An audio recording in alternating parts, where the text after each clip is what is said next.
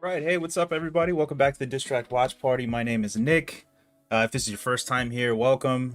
Thanks for joining us. We do weekly watch parties every Monday at 8 p.m. Eastern Time. You can watch us on Twitch or YouTube. If you guys are watching this in replay, thanks for checking the video out as well. If you guys want to just still sync the file up with your watch of Labyrinth, it should be a fun time. We're just going to kind of hang out and go over some stuff about the movie that was personal to us and bring up some different trivia facts and stuff for the Labyrinth. So it should be a really good time.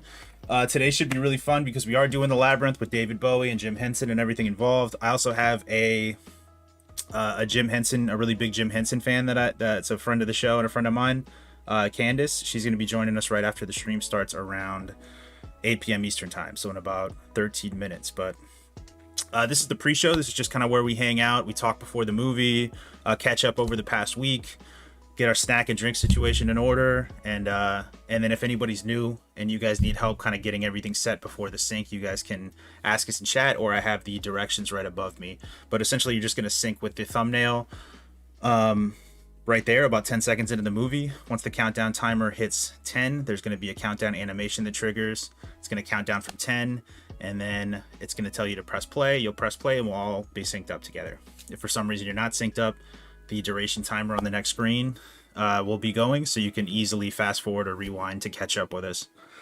But yeah, so just kind of seeing anybody come in and chat here. Like I said, Candace is going to join us shortly after 8 p.m. Eastern Time. But in the meantime, I do want to get some information pulled up from Labyrinth. Let's see. To kind of brush up on some stuff I might not have remembered. So the Labyrinth came out in, or it's just Labyrinth. Labyrinth came out in 1986, famously starring David Bowie as Jareth, the Goblin King. Synopsis is 16-year-old Sarah is given 13 hours to solve a labyrinth and rescue her baby brother Toby when her wish for him to be taken away is granted by the Goblin King Jareth. It's got a 7.4 out of 10 on IMDb and a 50 Metascore, which seems, I don't know, I guess some people aren't as big on the Muppet kind of creature effect stuff as a lot of people are. So it's weird that it's 50. I thought it would be higher than that, but only 10 credits, so that's not that surprising. Director, obviously Jim Henson, famously directed the movie. It was written by Dennis Lee, Jim Henson, and Terry Jones. Starring David Bowie, Jennifer Connelly. Seeing if there's anybody else that I would remember. Ron Mueck, maybe, I don't know. His name sounds very familiar. Brian Henson is a voice in the movie. Frank Oz is a voice in the movie. I think Frank Oz is a famous voice actor as well, if I'm not mistaken. Candace will probably know some of these names more. But yeah, so not a very deep cast as far as like recognizable faces per se, but definitely recognizable voices. It was nominated for a BAFTA award for Best Visual Effects. Let's see. And we've got some trivia here.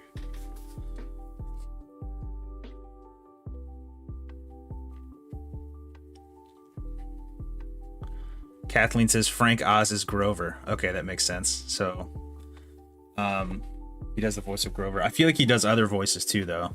I don't know. I can actually look it up on here because his voice sounds familiar. Also, Ron Mueck sounds familiar too.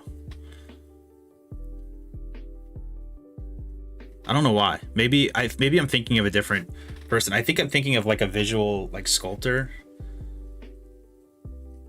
Maybe has the same name as him. I don't think he's anybody particularly though. Yeah, so Frank Oz does Fozzie Bear. It says he does Fozzie Bear, Miss Piggy.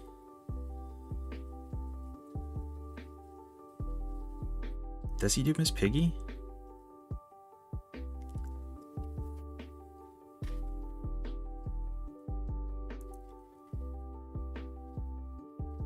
He's done 75 other Muppet productions, so he's just a really big voice actor for the Muppets.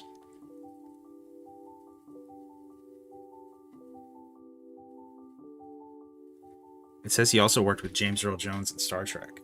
Or Star Wars, sorry. Star Trek. Okay, so trivia for Labyrinth. The owl in the title sequence is computer generated, the first attempt at a photorealistic CGI animal character in a feature film. That's really interesting. So this, in 1986, marked the first attempt at a photorealistic CGI animal character in a feature film. That's pretty cool. So keep an eye on the title sequence. I kind of want to see how bad that looks. Or how, yeah, because I mean, if it's the first attempt at a CGI character, it's probably not that great. The various things that Jarvis does with the crystal balls, rolling them around his arms and his hands and so forth, are not camera tricks or any other kind of special effect. They are actually done by choreographer Michael Motion, who is an accomplished juggler. Motion was actually crouched behind Bowie with his arms replacing Bowie's. Unlike a typical Muppet performance, however, he had no video screen to view his performance. In other words, his manipulations were performed completely blind. That's crazy. So they literally did the old trick where David Bowie like put his arms behind his back and the other guy reached his arms around and then juggled from behind him. That's pretty crazy. I wonder if that's visible in the movie, if you can actually see that happening. The sources of the characters can be seen in Sarah's bedroom at the beginning of the movie. She has stuffed animal. Oh, so like the source material of the characters can be seen in Sarah's bedroom at the beginning of the movie. She has a stuffed animal that looks like Sir Didymus on her dresser, a doll that looks like Ludo on the shelves next to her door, along with the book Where the Wild Things Are as the camera pans across her desk. Oh, so the production design team must have put a lot of Easter eggs as far as what the inspirations and influences for the movie were in her bedroom at the beginning, which that could be pretty interesting to look into while we watch the movie, is seeing how much like background stuff is pertinent to the movie or some kind of like inspiration for that. After you see the Hoggle bookend, there's a scrapbook shown. It shows newspaper clippings of Sarah's famous actress mom with another man, David Bowie. In addition, oh, that's cool. So I guess they're trying to play it up like, which makes sense as to why they put Where the Wild Things Are, that this is all in her, it's all kind of a projection of her in her head, and they use her room as like a stand-in for where she gets these things that she's imagining, because it shows in newspaper clippings her actress mom with David Bowie, so it makes sense that she would cast Jareth the Goblin King in her head as David Bowie. In addition, the dress that she wears in the ballroom scene can also be seen adorning a miniature doll in her music box. And a wooden maze game on her dresser next to her books is reminiscent of the hedge section of the Labyrinth. There's also a small painting on her wall that depicts a contraption much like the one operated by the cleaners, for which Sarah and Hoggle had to escape. And there's a copy of the famous picture by M.C. Escher, which is used in the room where the final confrontation with Jareth occurs. So that'll be really interesting, guys, when we watch the scene in the beginning of her room. Make sure to take in all of the background elements, because apparently all of the whole movie is kind of foreshadowed in that sequence. In the scene where Toby, who is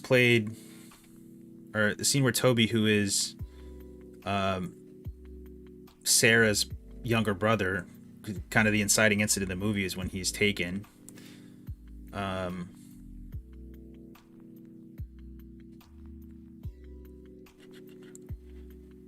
In the scene where he is seated on Goblin King Jareth's lap, the baby has a fixed and hypnotized look off camera as Jareth murmurs evilly into his ear.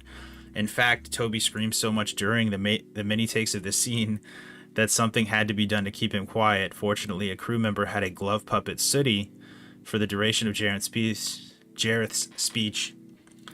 David Bowie had the Sooty puppet on one hand, out of shot, gently wiggling to distract Toby.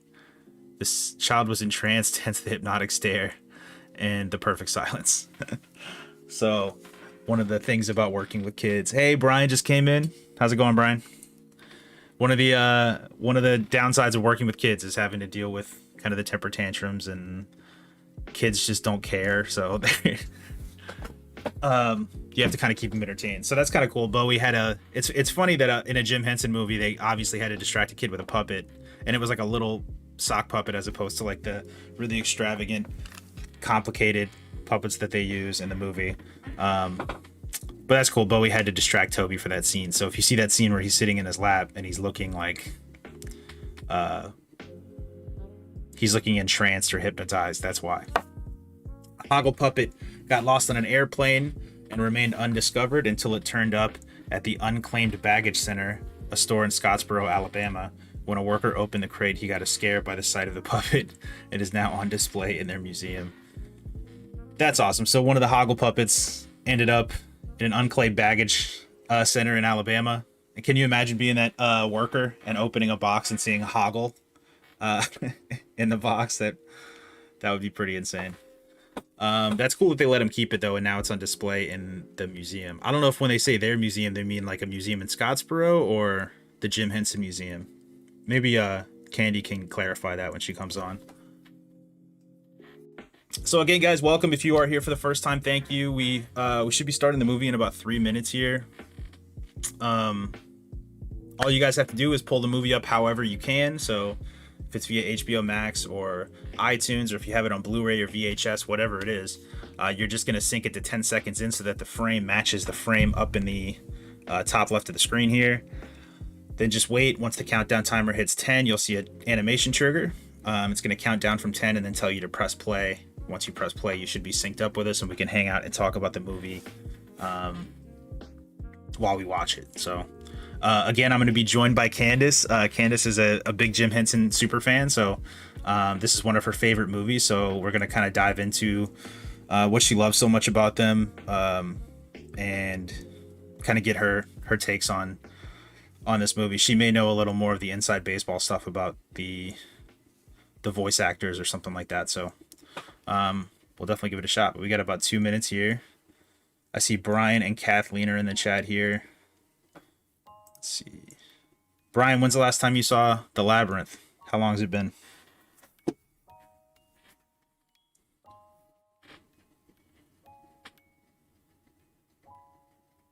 Also, I'm kind of psyched to hear the music in this movie too, because Bowie did some original stuff for the soundtrack here, and it's been a long time since I've heard any of the music in the movie.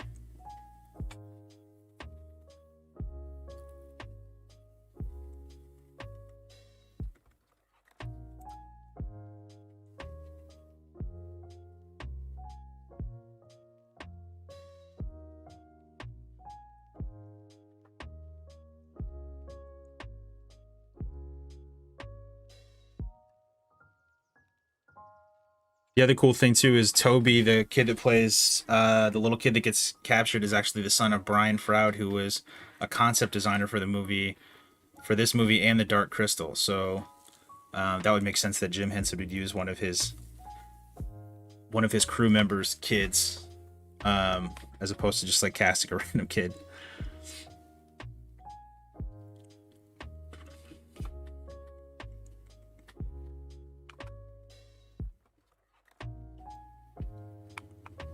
Michael Jackson, Prince, and Mick Jagger were considered to play the Goblin King Jareth. You imagine having that kind of clout where to cast the Goblin King Jareth, you're like, I don't know, we can get Prince, Michael Jackson, or Mick Jagger, or David Bowie. I mean, I think they made the obvious great choice, but can you imagine having that kind of clout where you're just like, yeah, we have our pick between the King of Pop, Prince, and Mick Jagger. All right, guys, we're coming down to it here. Remember, at 10, you'll see the countdown animation. Hit play when it tells you to. 7, 6, 5, 4, 3, 2, 1, 0.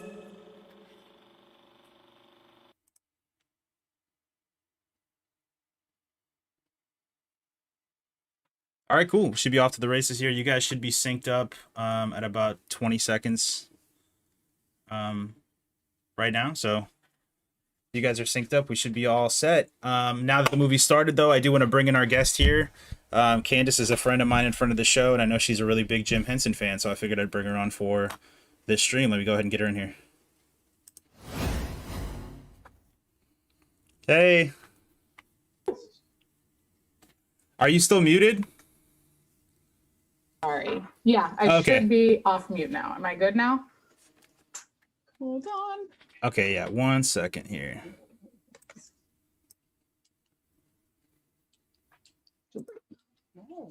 That one. It's audio.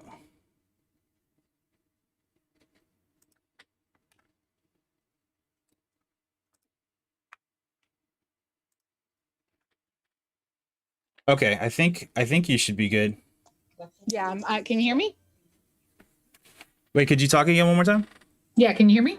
Yeah, I can. It's just you're The coming on my. movie's playing. Is it too loud? Or are you getting like? Oh no, I can't hear the background, so you should be all good. Okay. Awesome. Let's see. It's just coming out of my speaker, so I want to make sure it's not coming through on the mic like twice.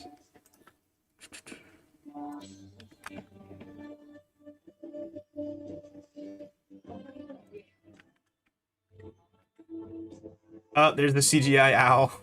Yes. Yeah. Which was. I guess that was considered Next photorealistic level, at the yeah. time.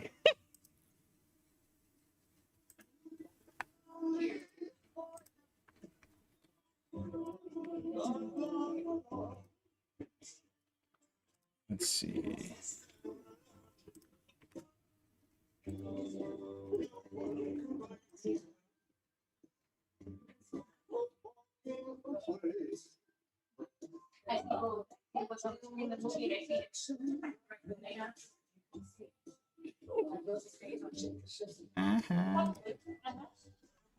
I think I'm synced up okay. Yeah, it should be around right now like 240. Yeah, I'm actually a Okay. little behind.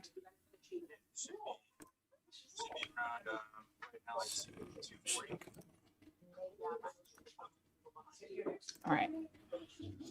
I'm at 253.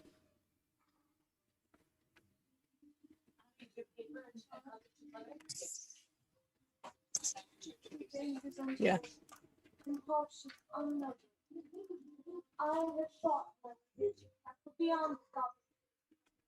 Oh, weird. Let me see. Sorry, I'm having like it's coming through my speakers and not my headphones. I just want to make sure it's not coming through twice for everybody.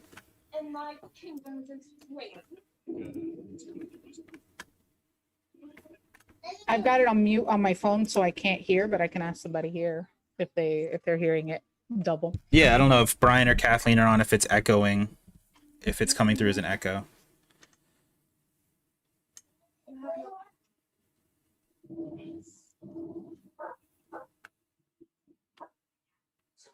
I love English sheepdogs. Yeah. No echoes. Okay. Marion. This beginning too reminds me of Legend. Right? Yeah. Yeah, very like, I don't know, like the pastoral landscape and like the color scheme and like her in like her princess outfit or whatever. With the jeans. That's Yeah. the best. So we may get the occasional like little voice. Yeah, That's yeah. my nephew. That's fine. Is he watching the movie too? No, right now actually I think he's coloring with my friend. Oh, okay. Yes. Oh, no echo. Great.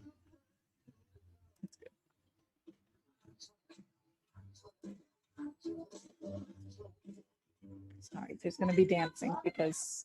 Yeah. Hello. Because Bowie. Yes. Oh, the quintessential. like, stepmom, you're late.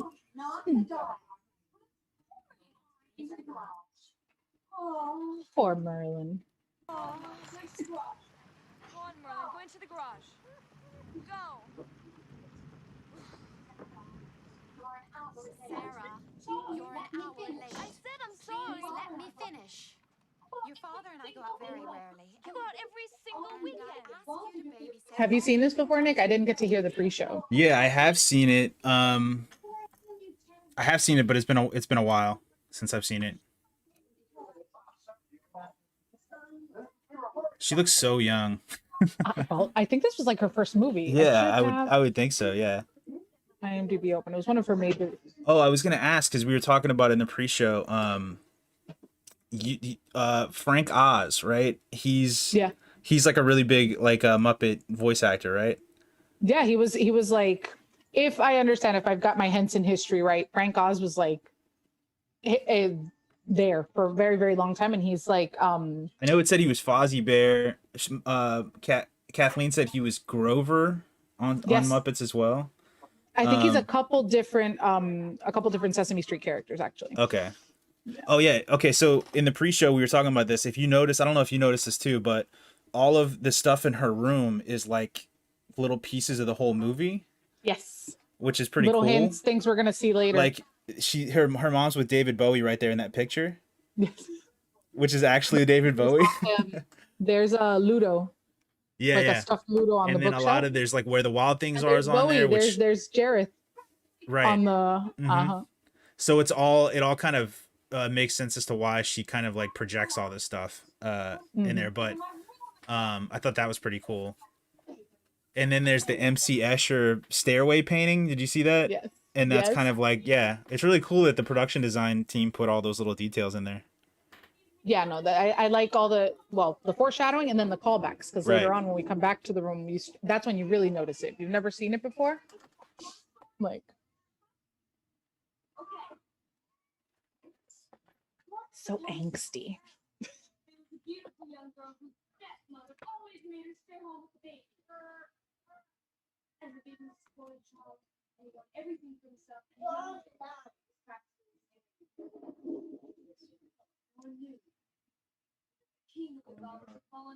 The lightning effects. Yes. It's like when you start learning about filmmaking, you realize that there's just someone outside the window with like a blue light. The blue light, and then the Foley guy later with the piece of aluminum.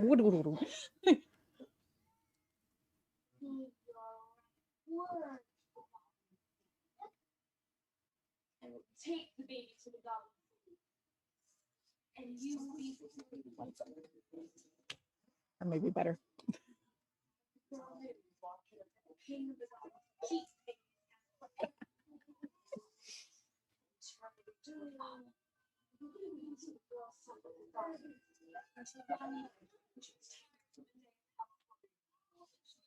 Feel bad how they got that kid to actually cry.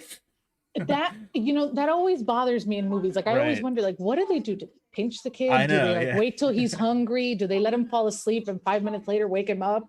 I know. Like, in the older movie, like the less, like the more chill they were about it. You know, like there wasn't like a lot of like, they're like, pinch him, he'll be fine, whatever. You know.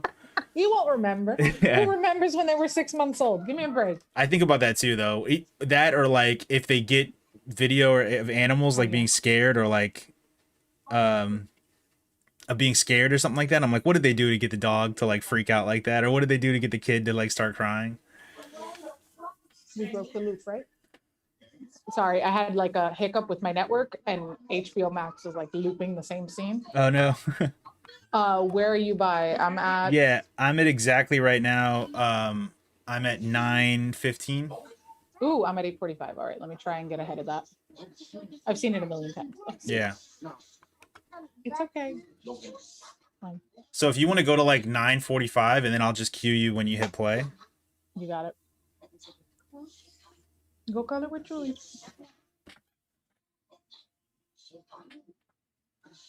Yeah, you know what? I think I'm gonna end up just putting it on my phone. Okay. It's still giving you issues? Looping. Yeah. Okay.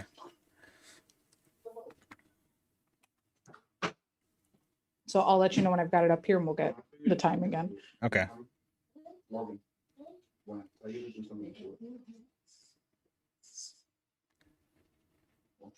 I really should have just popped in the DVD, but we don't have anything set up right now.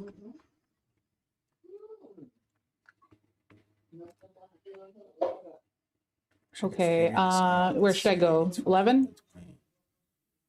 1 second. Let me pull it up here. It's you can go to like 10:45. All right. And then I'll cue you. All right. And then I'll cue All right. You. In 5, 4, 3, 2, 1, play. And all right, cool. And it's just before Derek throws up. Uh-huh. Perfect. The ominous bedroom.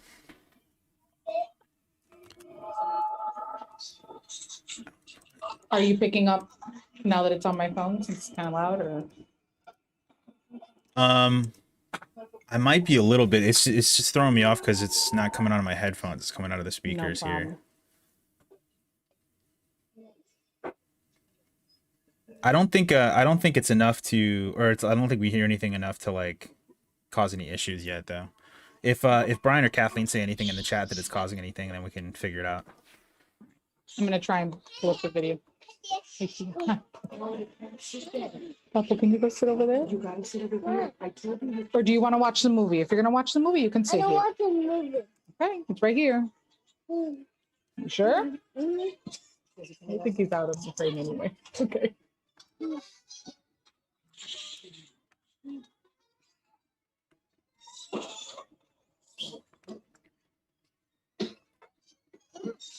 Attack of the Barn Owl. And there he is. All the glitter. Yeah. My eyes.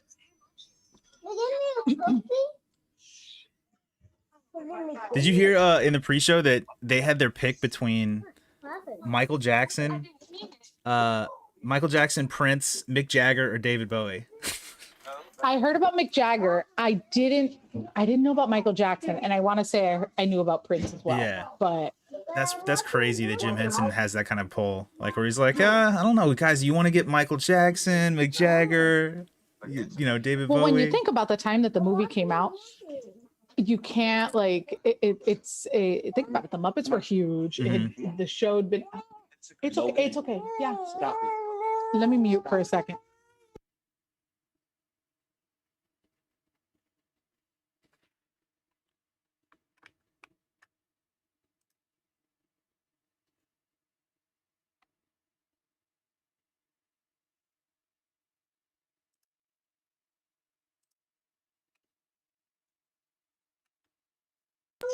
Hey, sorry about that. That's okay. I'm back. We had a little meltdown. Oh, okay. We haven't seen him juggle the ball yet, right? He did kind of do the little thing. Have you read about that yet? Do you know? Yeah. Do you know the deal with there's that? like a dude behind him with his arms through him and stuff. If you get the chance to see like a behind the scenes, just to see how uncomfortable that poor man was in certain shots. They did the cloaks and they built the jacket with like a hole and he could get that sleeve on. But there's one scene where he's like literally crouched behind him with just an arm up and he's up there take after take after take doing the thing. It was a miserable situation from what I understand. That's a cool shot too. The castle with the labyrinth stuff. It looks like they used a real foreground of like this looks like they're just doing like either a projection or a green screen of the artwork in the back. I thought it was a matte painting. Like it looks like a matte. Yeah, to it me does look more like a than matte painting. screen. Yeah. And then I think that might be a miniature. Yeah, some of it. Yeah. More glitter trees.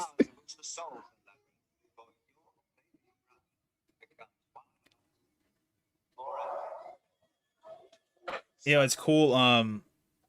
Bowie in this. I watched Blade Runner 2049, the Denis Villeneuve movie, and the guy that was supposed to play Neander Wallace, the big bad guy in that, plays, I think Jared Leto plays him. Yeah. It was supposed to be Bowie before he passed, and like I saw this movie and I was like, oh, he would have been so perfect as like the bad guy in Blade Runner 2049, you know? Because it's very similar to this, like a very like enigmatic, like you know, enigmatic presence like he is in this too. But yeah, after seeing this, it's like he would have been perfect in that role. Excuse me, but It's taken me years for this guy to grow on me. Like his design, I was always like, Yeah.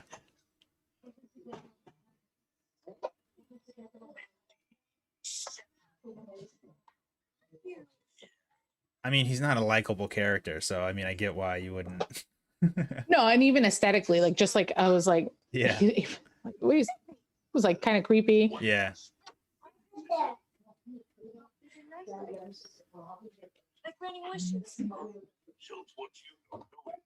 I've always wanted to look into like what other things the voice actor's done, but it looks like Hoggle may be the one and only, like the biggest credit to this person's name. Right. You know where the doors to the labyrinth is. So Yeah. they obviously like have a little person doing him, but is it animatronic for the face and stuff? Like, is it just remote animatronics that they're I doing? think so. I think And then that's they how have did someone that like puppeting it, kind of like they did with the Ninja Turtles, you know? one. RC handles Yeah. usually. Yeah.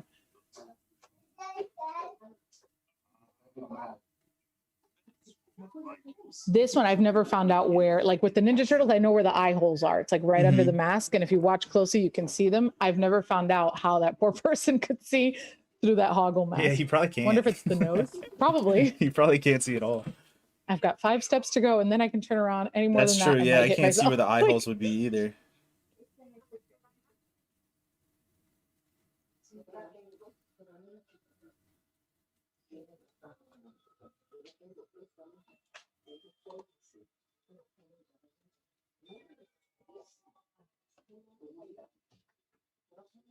Did they say what the budget was for this? I will tell you right now, I actually have it open in my Okay. Because they had to build a lot of physical sets. But the beauty of this set right here in the hallway, it's literally just like 12 feet, Mm-hmm. and then they just recycle it. The Right. mat, and they would just like move a branch and throw some more glitter, and it was the same stretch Right, just right. over and over again. Let's see what the budget was.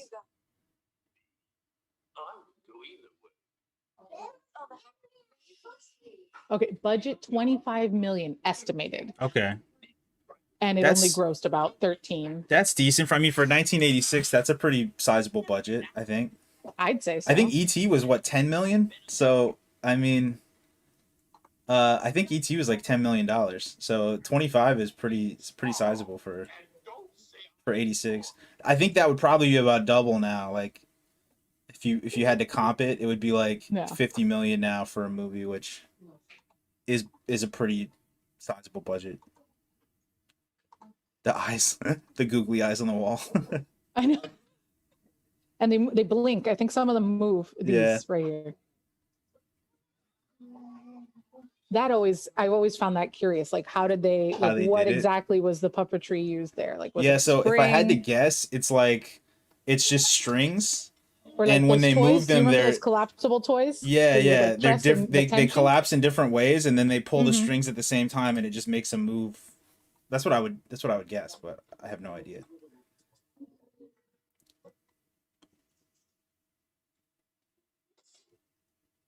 The glitter everywhere, so much glitter. Yeah, you were right. ET was about 10.5 million. yeah. Sorry. Yeah.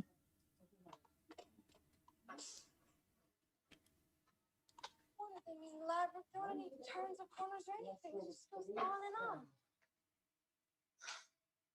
I just saw this. It may be old. Kathleen definitely Wizard of Oz feeling throughout Yeah. the movie. It's really cool. Jim Henson was a name with power. You could pull that kind of money back then. Henson might have taken a lot of inspiration from Wizard of Oz for this too.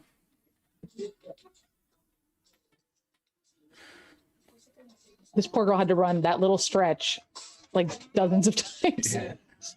Like, hit the wall. Okay, come back. Let's do it again.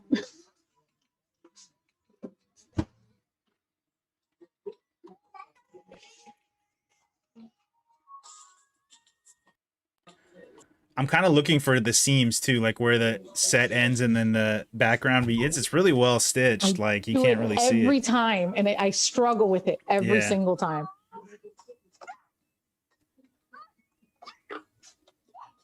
I think right where she's standing is right where the end of it is. But it's really well done. Like it's the stitching's really good. Hmm. The snail. Hello, little slug, little worm. This is I feel like he's inspired by the Alice in Wonderland, you know? Mhm. I Very feel like like that's given not I'm trying to think like who exactly in Alice in Wonderland would have been like the major, like the smoking his one. hookah, you know? In Alice in Wonderland. Maybe the caterpillar was a little more ominous, right? Yeah, yeah.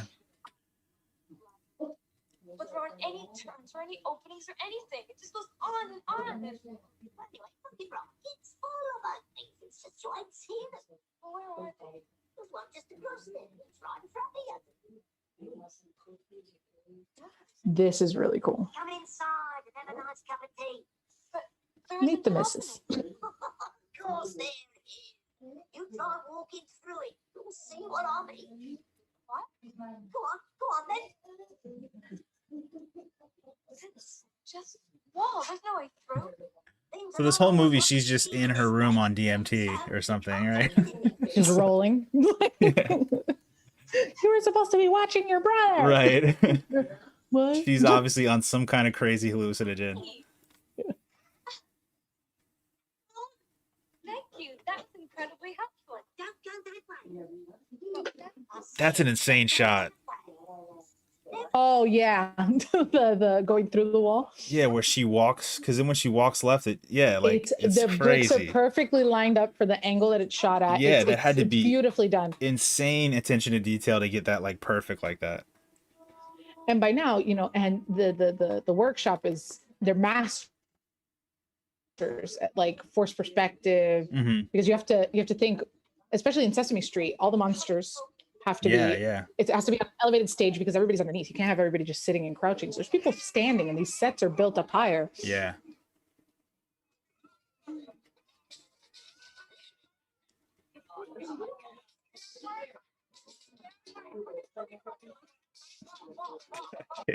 Infighting. That kid must have been traumatized. The nightmares. Like imagine know, coming right? home, like picking your kid up from set, and man, he's always crying. What is he doing on that movie? Oh, they say he's fine. Right. But 25 million is the budget, but it's also how much that kid paid for therapy for the rest of his life. just the one random chicken just hanging out with the goblins. Like, is it a snack for later? Is it a pet? Yeah.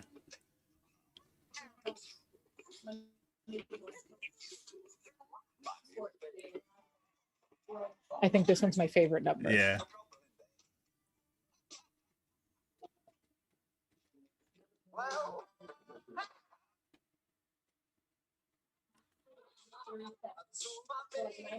I think Kathleen, it was twins. I'll tell you now.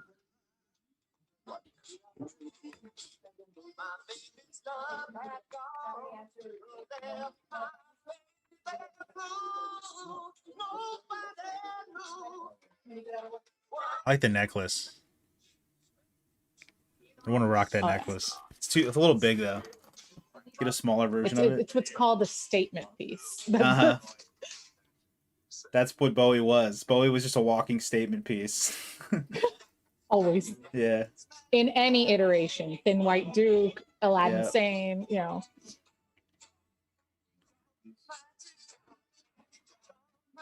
Oh my god! Like, if there's a behind the scenes of this scene, there had to be like what 200 people up on the rafters or whatever it is. Everything was going on at the same time. That's It's crazy. super choreographed.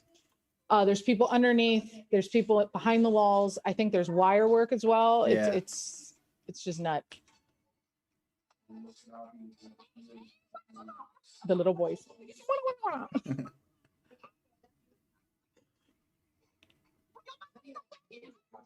Your mother's an aardvark. Like, Sick burn. that's an insult. I'm gonna take that one Uh-huh. with me.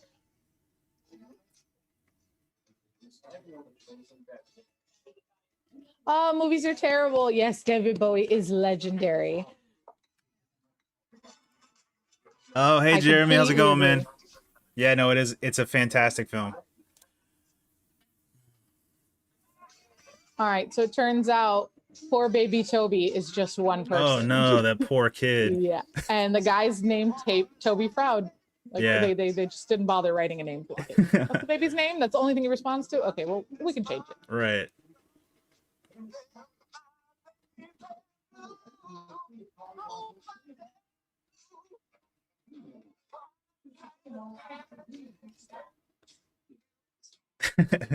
That would be insane to be that kid. That's terrifying.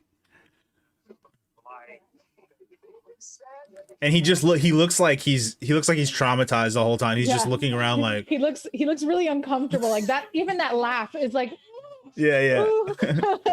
When's it over?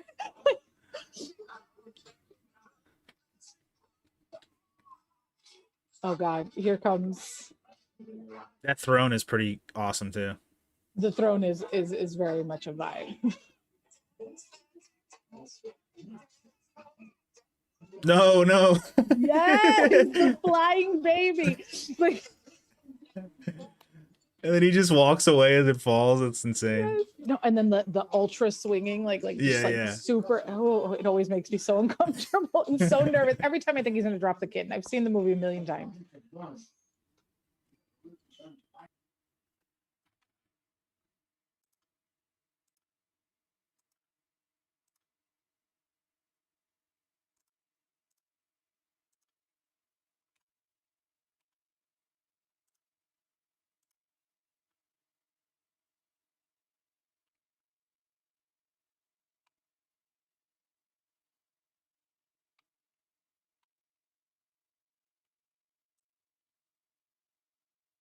It's all right.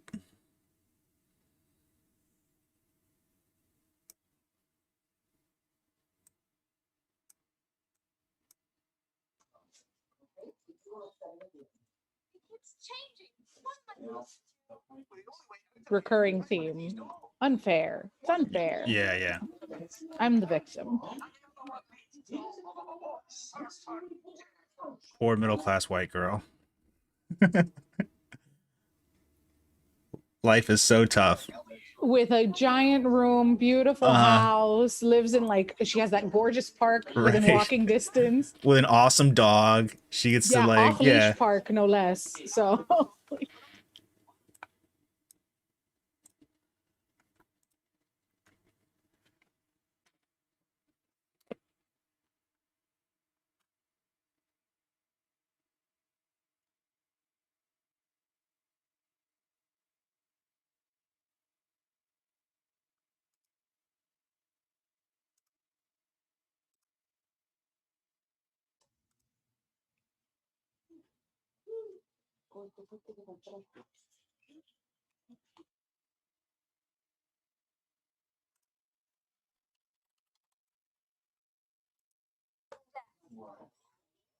oh,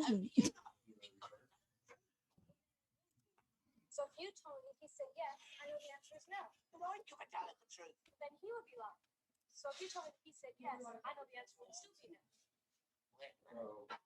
Is that right? I don't know. I've never understood it. these guys remind me of like Tweedledee Tweedledum. What's that? These two, the guards remind me of like Tweedledee and Tweedledum. Uh-huh. Yeah. Oh,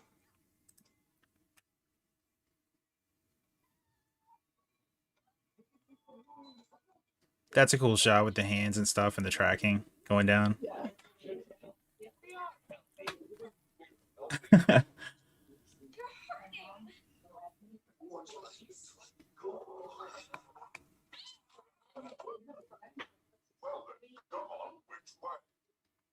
Which way? Oh.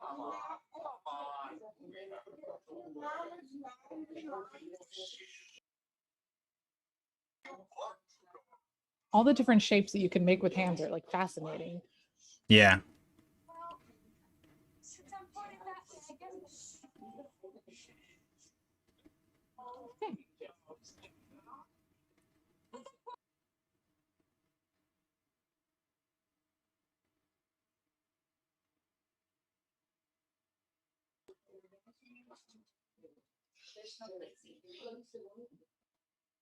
The dramatic lighting of her just in her cell. Shine down.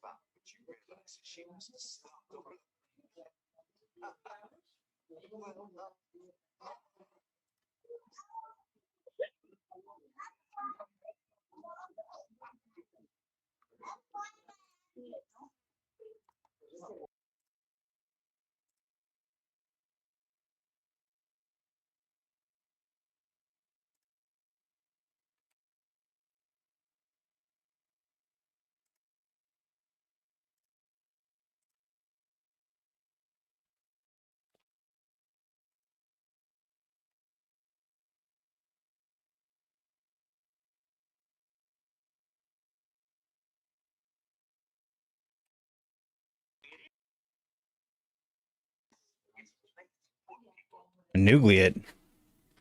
An oubliette. I remember looking up the word when I saw it the first time.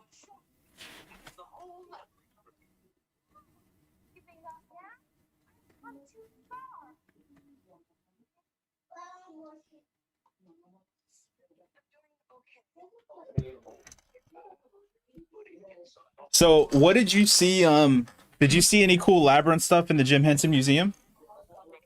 Actually, they have the costumes. This outfit that she's wearing there, and I think Jarrett's like main outfit. Oh, okay, and cool. They're housed side by side, and then there was some artwork and like a little blurb. A lot of it showcased original Muppet stuff, Sesame Street, and then like the darker stuff like Dark Crystal, Labyrinth. They were kind of like smaller bits, but it was really, really cool. And where is it located?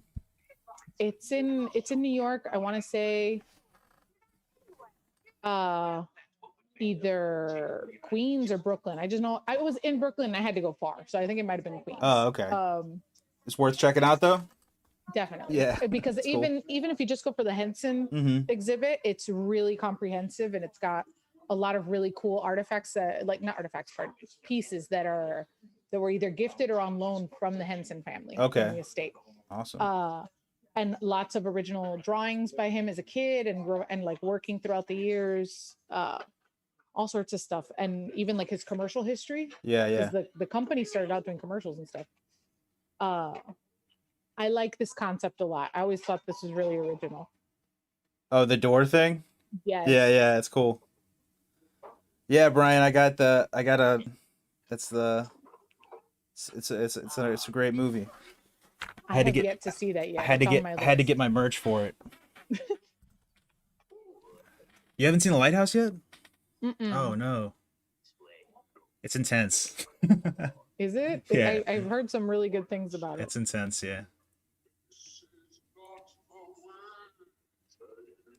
I can't imagine the amount of pre-production that went into all the work for all of these different things. Like, I feel like 90% of this was pre-production, and then 10% was shooting it. You know what I mean? Like, this seems like one of those movies that they had to spend like years just developing all of the set pieces for.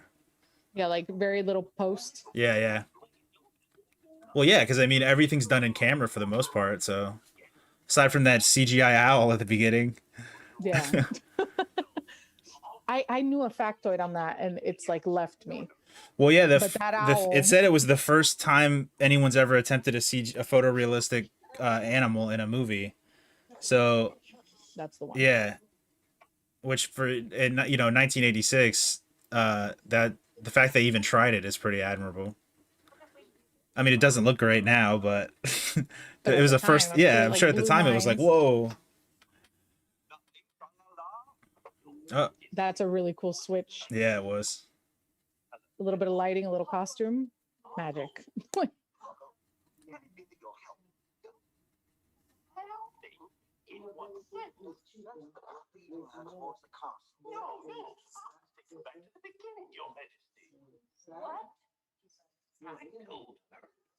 Some of the movie audio is coming in a little bit. I don't know if you can turn it down a little bit. Yeah. You got it. How's that? Yeah, it's gonna be good. It's good.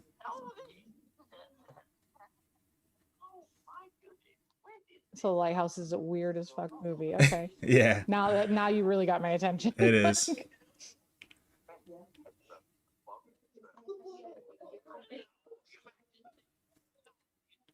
The Bog of Eternal Stench. Oh, yes.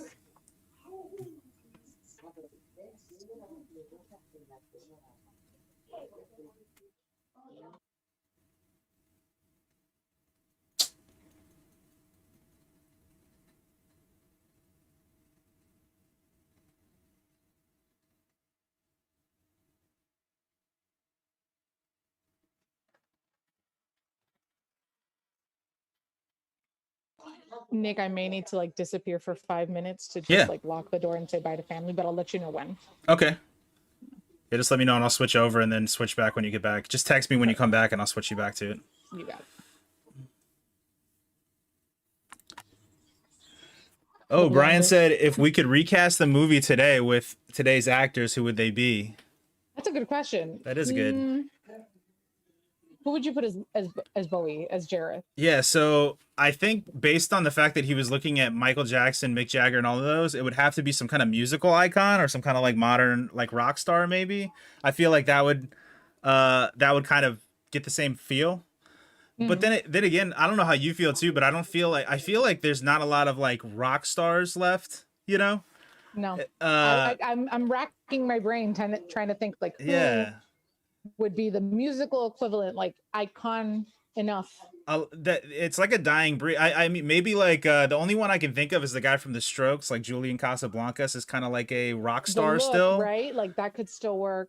Oh, that's a really good one, Brian. Brian said he would go with Russell Brand. Russell Brand would be fantastic in that role too. Yeah. I agree. Yeah. It just with the whole like, not the charisma. What's the word I'm looking for? The Just a very he's got it just a, I mean charisma's good. He's got a very commanding presence. He's just like very Sting could bring like a seriousness to the role, I think. yeah, yeah. More, that's a good one, Kathleen. As far as Jennifer Connelly's character, I feel like you can go a lot of different ways with her. I do like a newcomer though. Yeah, yeah. sure. I don't think I'd put That's- anybody really established in that role. Mhm. And then I would CGI the kid because I wouldn't want to put a kid through that I was horrible. just gonna say, like That- you make commission the Henson workshop to Yeah. make a fake baby. Yeah, make a puppet baby so that a real one doesn't have to go through the trauma Yeah. of going through the movie.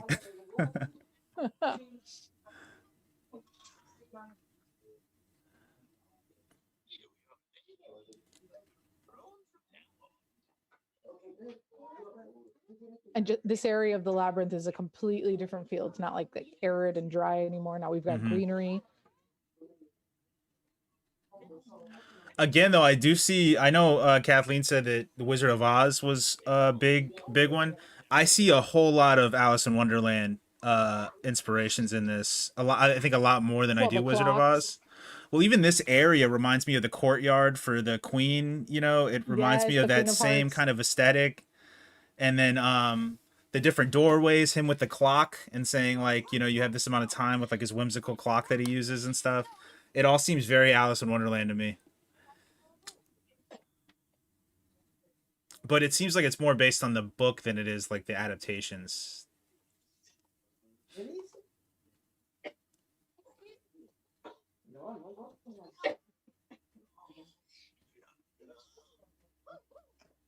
My computer's freaking out right Oh, now. is it? It keeps opening the calendar. I have no idea what's going on right now. So if you lose me, forgive me. I'll let you know when I'm Okay, back on. that's fine.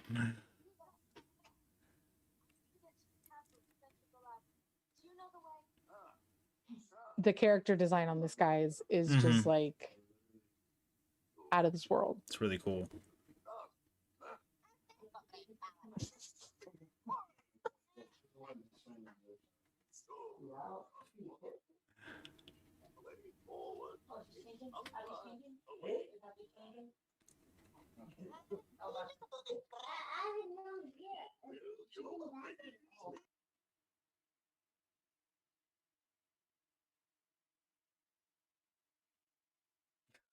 Ewing.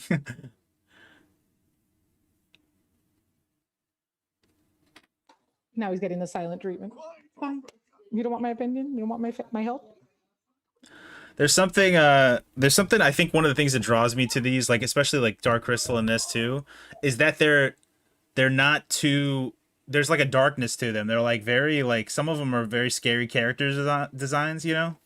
Yeah. And I feel like since then a lot of these kids movies have avoided that at all costs. Like, don't make it scary, don't make it like There's no trauma. right.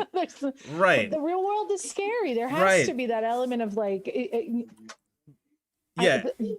It has to be a story. much. Yeah, it has to be a story that like kind of cautionary tales and stuff that teach children lessons, like old stories in other countries about like what's the Krampus or whatever, like those old stories were meant to like scare kids into doing the right thing or whatever. It was meant to like kind of be like a deterrent or something. So whenever movies do that, I feel like a timeless quality to it, where it feels like a lot of those old kind of folklore and stuff that from old places, like this like Never Ending Story is another one where it's got a really kind of scary aesthetic to it.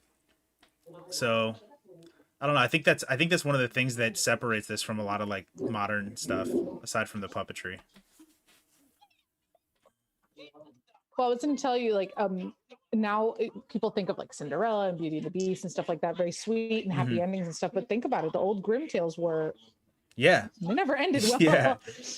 Yeah, the stuff that the Disney stuff is based on is like horrifying. So, yeah, I there's got to be like happy medium, but I feel like there should be places for scary things in kids movies, at least scary aesthetics, you know. I agree. So long as like they overcome that in the end, like I don't see a problem with it. Exactly. No, and then sometimes I think another really good lesson to learn, take an opportunity to take, is that something that may seem scary isn't necessarily in the end, which is a really good topic that we're coming to right now, considering that we're meeting Ludo. Poor Ludo. I want to say that they did a similar design for him that they used with Big Bird, where like only one hand is active and the other one's used to puppet. But I think he was also animatronic face wise and stuff. Yeah. Also, can we talk about these tools that they're using, these weapons with the little critters on the end just like biting? Oh yeah, Brian said The Little Mermaid. The Little Mermaid is a horrifying story. If the real one, it's terrible. If any of you guys are curious, you can look up what is it? It's not a Grimm's. Hans Christian Andersen. Yeah, I think it's Hans Christian Andersen's Little Mermaid. It's very it's not like the cartoon that you've seen or that you know.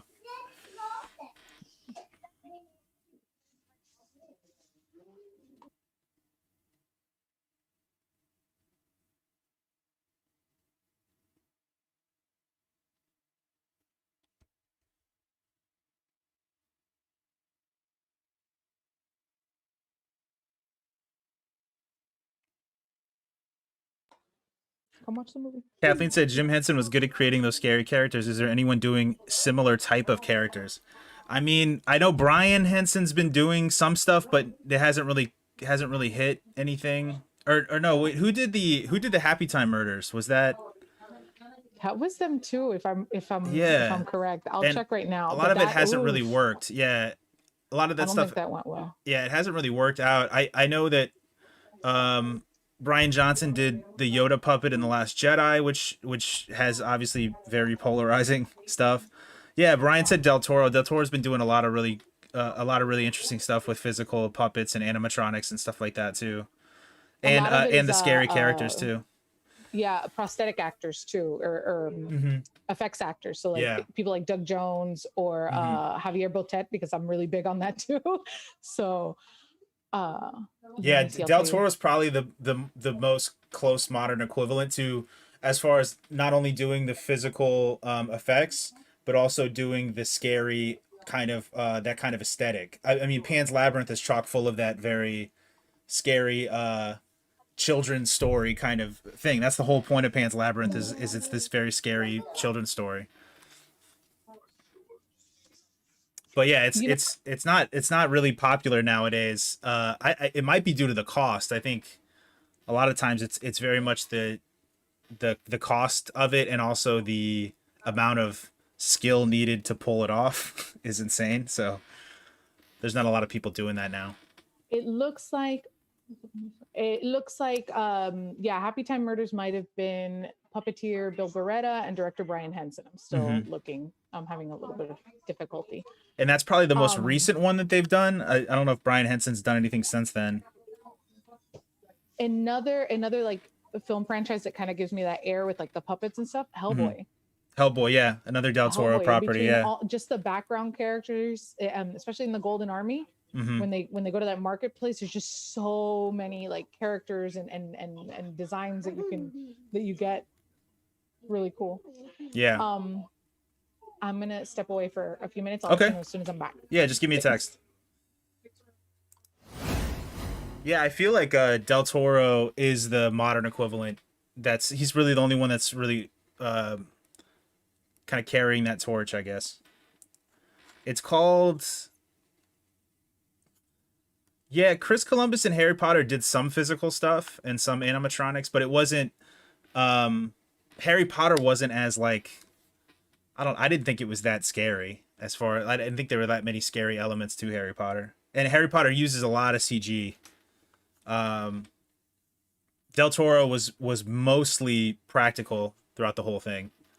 So I think he would be the most modern equivalent to what Henson and a lot of these kind of like 80s scary practical movies were.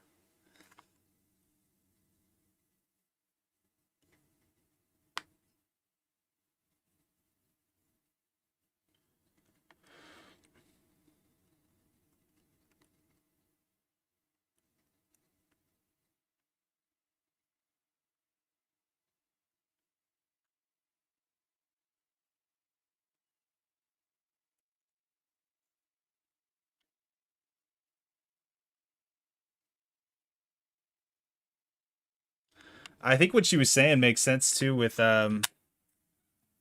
Lugo being like a big bird type thing, where she said that one of the arms is for the puppeteering and one's not, because so far it doesn't look like his left arm's moved that much. So maybe he is just doing kind of one arm motion and then the other arm is kind of puppeting his face and stuff.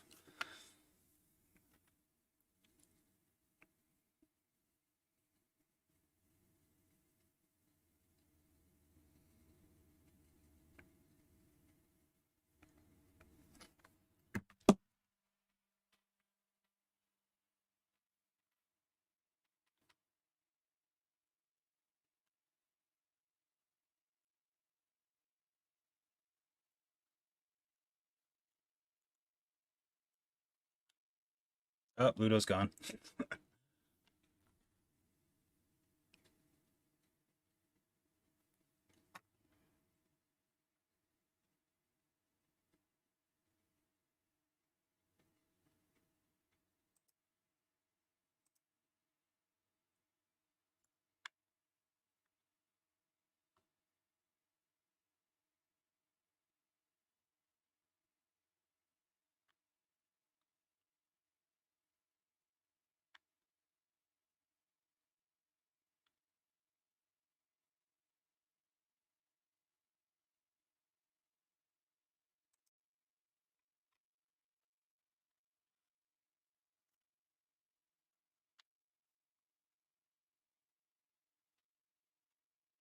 So this was a soundstage, but yeah, I kind of like the matte painting look of the backgrounds. I think matte paintings would be really cool if they did them nowadays, because I think it would give it that timeless quality, but you could still do really cool stuff in the foreground, but just have matte painting stuff in the back would be really cool. Like if it was intentional. Like when we watched Pulp Fiction with Jeremy like 2 weeks ago, Tarantino had a scene where they're in a car and they show the projection in the background. And obviously they could have shot that like normally, but you want to get that feel, that kind of retro feel of that old filmmaking tactic. And I think matte paintings would do that too. If people really wanted to make a really in-depth set and then just put a matte painting as the background, I think it would really give it a cool quality to it.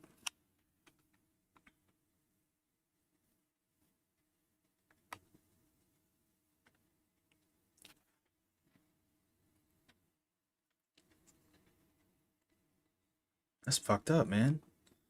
Hoggle could find love.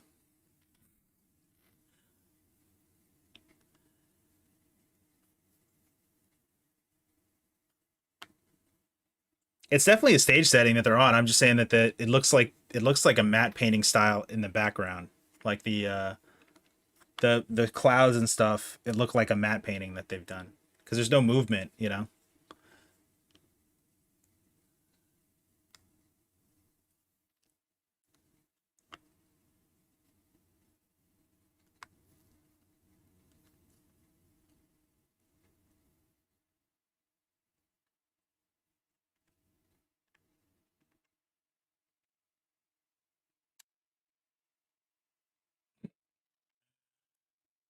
I feel like this is Animal's relatives, his distant relatives.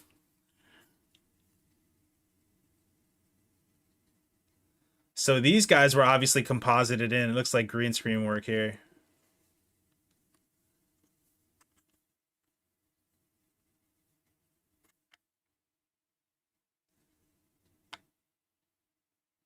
I feel like they just painted out the performers like there were people puppeting them that have just been painted out.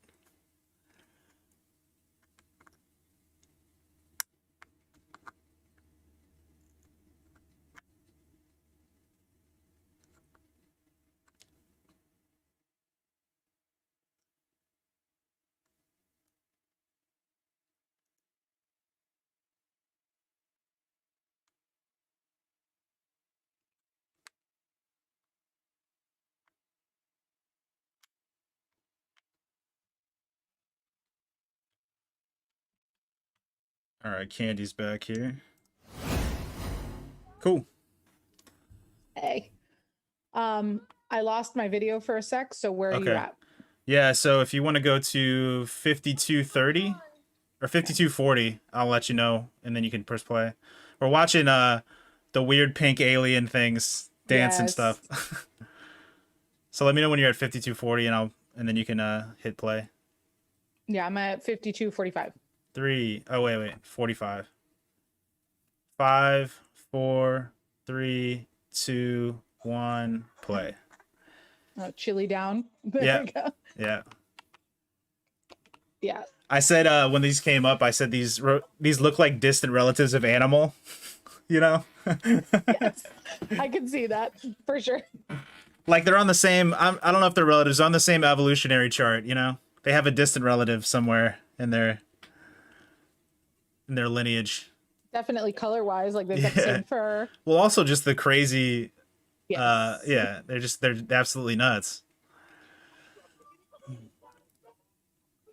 Lots of green screen here. Kathleen said reminds me of the Penguins in MP. What is MP? The Penguins in Mary Poppins. Oh, Oh, okay. Yeah. have you noticed yet that like the goblins and these guys have like these red lights in their eyes? No.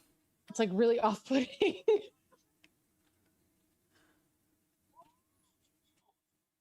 So they definitely use green screening and compositing for that scene. And I'm assuming they had to paint.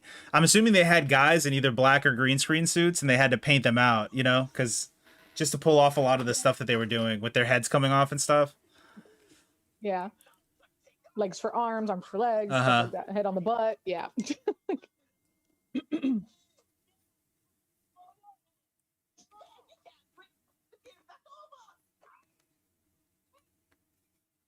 This is also very like Alice in Wonderland. Mm-hmm.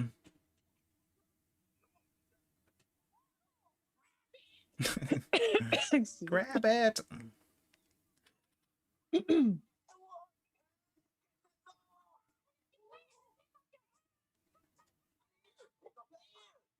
Flying with the Yeah. ears. It's so trippy. Anytime I introduce this movie to a friend, if I'm losing them, this always brings them back. Mhm. Like, what did I just watch? Yeah, yeah. No kids movies complete without a weird trapdoor slide. You know? Right? Goonies. Dude, all of them have it. I think Teenage Mutant Ninja Turtles had one too. Did they? Now that I think about it, Wait, yeah. I don't know. Well, maybe not, but the whole sewer Star Wars situation. has it. Yeah, exactly. Yes. The Bog of Stench. Even Harry Potter has it. Yeah. Yeah. Under the tree, under the Mhm. Whomping Willow. I just watched that movie a couple days ago, The Chamber of Secrets. Yeah, I'm Yeah. rewatching all of them. I made it to the fourth one. I Yeah. haven't finished. How do you feel about that? I mean, you know, quickly on Harry Potter, what do you like, the latter ones or the earlier ones? It depends on what I'm in the mood for. Yeah. Personally, my favorite ones are the latter ones. Like I really liked Prisoner of Azkaban Mm-hmm. and Order of the Phoenix. Yeah, that's anything with Sirius Black, I'm happy. the first three are really good. So, in my opinion, I think the first three are really good, and then they go kind of in like a Twilighty, young adult, angsty kind of direction. But Yeah. I felt like the first two were really great because they used a lot of Well, they puppetry, a lot of established the physical world, effects, too. and it had that like Spielberg Amblin kind of energy to it. Yeah. That's what I liked about the first ones, and it was like for kids, and then it kind of turned into, which I get, you know, your audience is growing up, so you have to kind of grow up with them, but I don't know, I liked it more when it was just very kind of shamelessly a kid's fun wizarding tale, you know. I feel you. I get it. Like those first movies are very. First of all, it just a whole new world. Mhm. You know, you're being introduced to everything, and you see it from the eyes of a child. It's very like fun and vibrant. Right. But at the same time, I do respect the decision that was made because they do get older. Yeah, You're exactly. gonna tell me that a 16-year-old Yeah. is gonna. They're gonna like, it's gonna be like 18 years old and still like joking about, oh, here's all the farts. Yeah. Yeah. Who doesn't love a good fart joke? I know, Like, right? come on. They made a whole set piece out of fart jokes. It's amazing. This whole segment is like 15 minutes long of just like toots and Mm-hmm. bubbles. My nephew left already, but if he was here, I'm sure he would have been cracking yeah. up. Oh, I always like this character. That like Sir Didymus. yeah, He's Sir my Didymus, favorite. he's And amazing.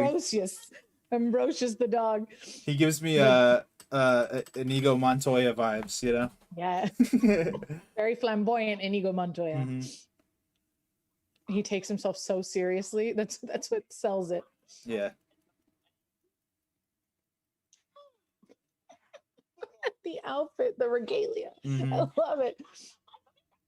Dude, there has to be like a top tier, like a god tier dog costume, or for like, you know what I mean? Like it has to be out there that you could put like a dog in this get up, you know? I want to say I've seen not a dog in the Sir Didymus outfit, Yeah. but an English sheepdog with a Sir Didymus like strapped on Okay. his back. Yeah. Oh yeah, because he does ride. Yeah. He rides the dog. I forgot about that. Yeah. And it's cute because they use like a real dog, but then they use a puppet dog for certain scenes, and it reminds me of the dog in Fraggle Rock. Yes, I saw it at the long time ago at the Adib's thing. The Night Owl. No, the other one in Coral Gables. Oh, cinemas.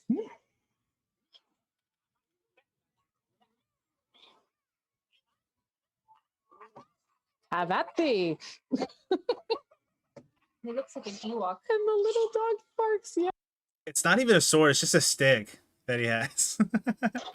Yeah, it's a staff, a walking stick, maybe. It's like, what are you gonna do with that?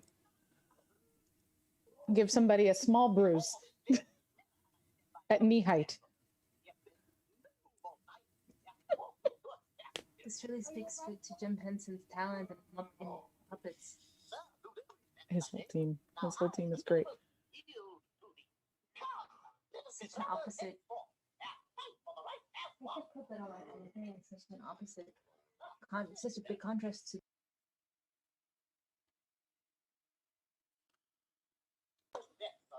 Good, come on.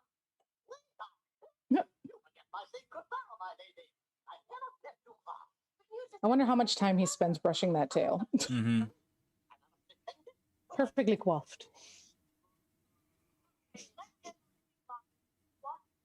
I have sworn with my life that no one shall pass this way without my permission. Well, may we have your permission?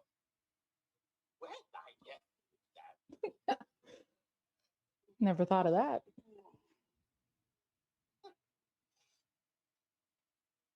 His face.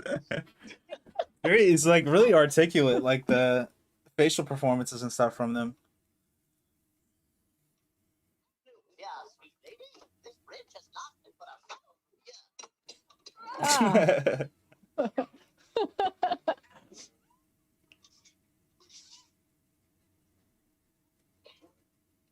It seems so stuck. Everything has just a healthy dose of glitter on it. Hmm. Yeah, it's funny, everything. And I wonder if that's alluded to in her room, like if she has a shitload of glitter in her room somewhere. No, I never noticed that. We'll look now when it comes up again.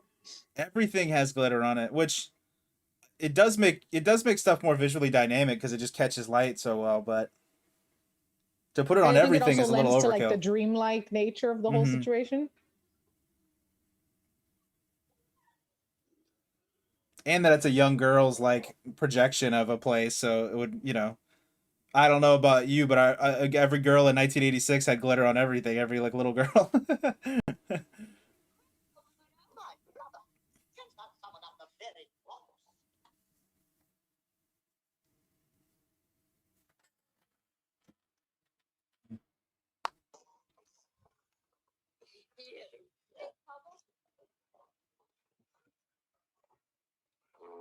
JA says, I was telling Candace about how broad Jim Henson talented. It's a huge welcome contrast to his Muppet Babies.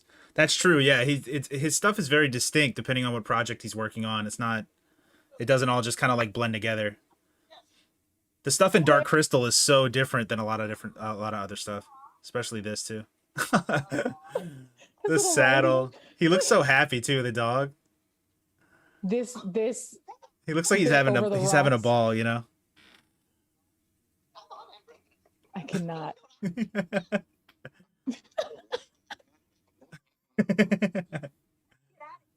It makes you wonder, did they have like a Casio, kind of like Gene and Bob's Burgers, with just Yeah, like yeah. a sequence of farts? Just do, do, do, do, do. Whoever's job that was, give him a raise, you know. They're like, I need you to sequence all the farts so that when he steps, I it get farts. paid to Yeah, do this? I know. Like, talk about a dream job. Yeah. Well, come on then. We forgot all well before day. This is another one that I don't know if it's a matte or that one's really, really pretty, that background. Yeah, we were talking about that while you were gone, about the backgrounds and how I think they're matte paintings that they have just up in the backgrounds. Like they have the physical set and then matte painting backgrounds on them. It would make sense. Yeah. Like from the Henson team to go the extra mile. Stomach of yours, I can't with that dog riding the other dog. Like, he's too much. Can't stop now. Maybe we can find some berries. The audio seems to be coming through a little bit on there too. Yeah. There we go. Is that better? Yeah. Yeah, that's better. I wouldn't really Bluetooth care. headset. Yeah, that's fine. I wouldn't really care about it. I just don't want like the flags, because like if the audio's coming through on the Yes, stream, then no, it's no, like I don't they'll want be it to like, cut the ugh. feed. No. Now we've got a Snow White moment. Mm-hmm.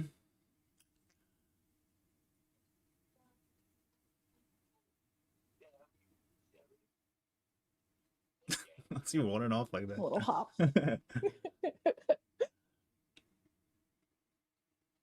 I want a glitter tree. There's so much glitter. This is the one branch in the entire movie that has no glitter on it, though. Maybe it would have been distracting from her face, like the lighting on the face. Does the apple represent whatever drug she took before this whole movie started? Maybe. Here's the guy Let's see if they show him. So Bowie has one arm and he's got his other arm sticking in. Oh, okay, I kind of see it now. Okay. Yeah, he would be hiding behind the cloak. Yeah. Just beneath that ledge. Yeah, yeah. This scene is a little like polarizing between fans. Like some people either love this scene or they're like, eh. Mm-hmm. It was a great excuse for the costume department to have like a ball, literally. Mm-hmm. There's the doll from her room.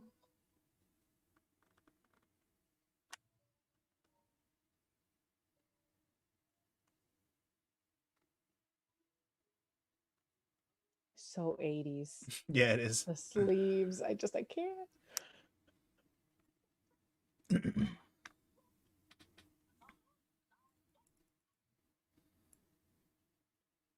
I like how they use the dog legit in some shots, and then they have like a puppet stand-in for him. And the pup, it's just so cute. It is, yeah.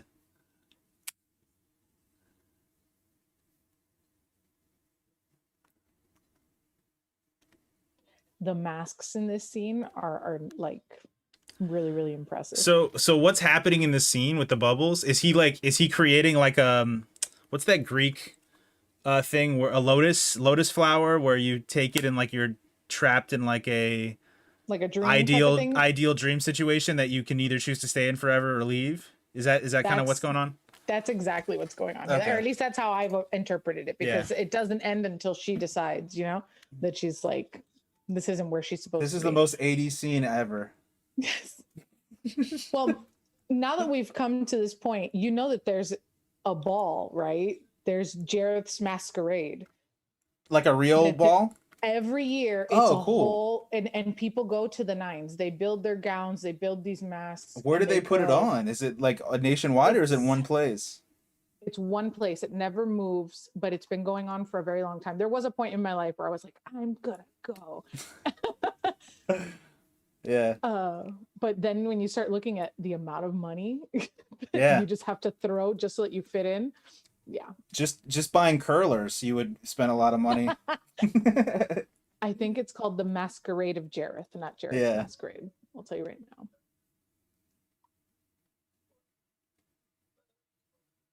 It would definitely be. I think it'd be cool to go to, or like a really hyper 80s theme ball with like. They're holding it in LA in August. Oh, this okay, year. cool. It's Oh yeah, the guys. 23rd. We haven't mentioned too. You mentioned this to me before we did stream, but they just had the 35th anniversary of this. Yes. Like a week ago. So it's been. I think it was like a little over a week ago. They had the 35th anniversary of this movie. So it's really good timing that we're doing this now. It's perfect. Yeah. It released on either the 26th or the 27th of June in 86. And they released with the anniversary this great like 4K restoration on Ultra HD or whatever. I've got to pick it up with a book. The blue wig. Oh. Yeah.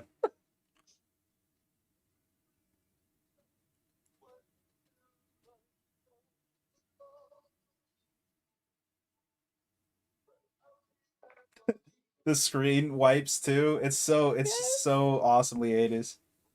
And the iridescent big puffy sleeves. Like that guy's got to be my favorite mask. The one that looks like a skeleton, like pirate. This guy in the background. Yeah. Which I've always taken it as like the malicious side of Jareth, while the other one was like dancing and distracting her, but the other one was monitoring, making sure she like stays.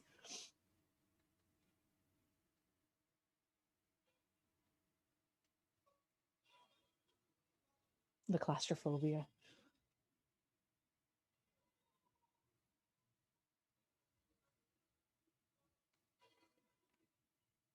That's a weird shot. It's the edge of the Yeah, bubble. that's CGI right there. Okay. Yeah. Makes sense.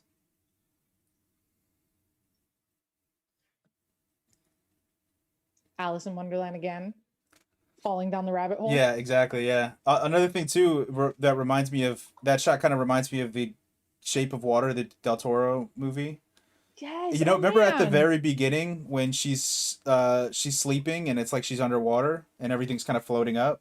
They did that all practically. It was all lighting, and they actually none of it was CGI, which I thought was insane when I saw the movie. But that reminded me of that with her falling and all the stuff kind of floating around in this ethereal space. I didn't know that they did that practical, but Yeah. it makes sense because it's Del Toro. It's like, really cool. Yeah, they to get the underwater effect, it was all lighting. They got lighting, and then they actually strung sections of the set up and then had it kind of float up as she was sleeping and stuff. It's really cool. I gotta look into that. They may have digitally added bubbles to make it look like underwater, but that's pretty much it. Everything else was practical. That's cool.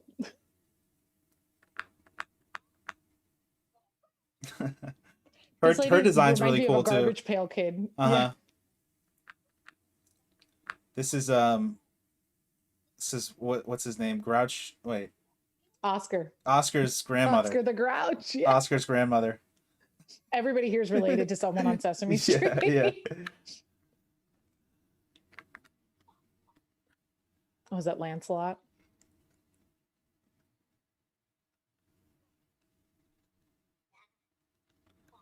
So they're like, I guess they're based on hermit crabs, like trash hermit crabs.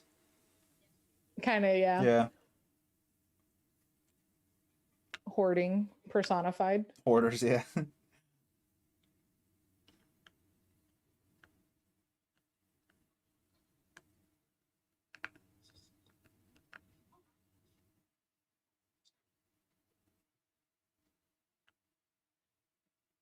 There's the MC Escher paintings right there in the corner. Yes. I'm looking for all the see it other there. stuff. All right. So if we look, let's see. There's no walrus at any point. I'm trying to see. There's something in her cubbies. I mean, too. there's her clock there, but it doesn't look like the clock he uses.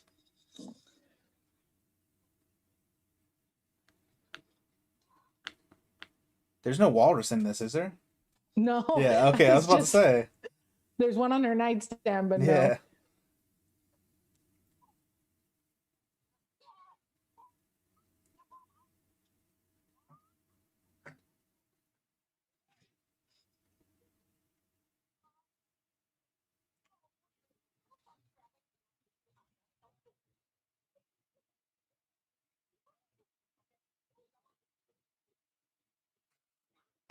So annoying.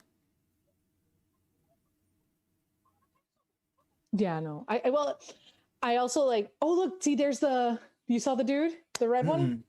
Animal's cousin. He was on the Oh, table, yeah. like, Okay. like a stuffed animal version.